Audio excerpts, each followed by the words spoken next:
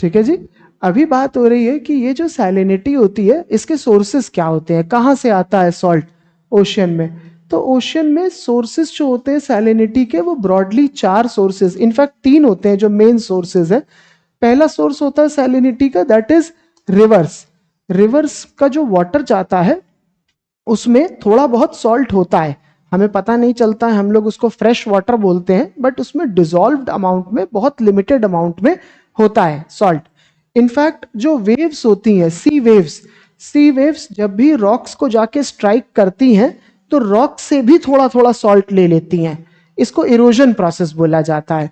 तो रिवर्स हो गया या वेव्स हो गया, इनसे आ जाता है सॉल्ट।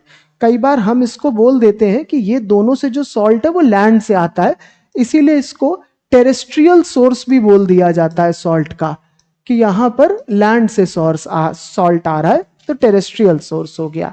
दूसरा सोर्स की जब हम बात करते हैं तो सेकंड सोर्स होता है जियोथर्मल एनर्जी से जो आ रहा है।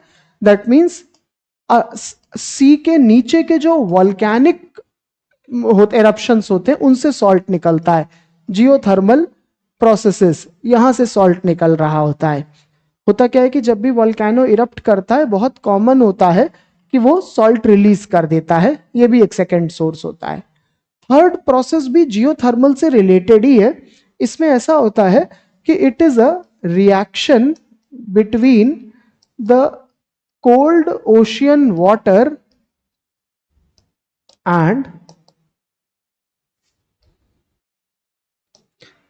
Hot volcanic eruption.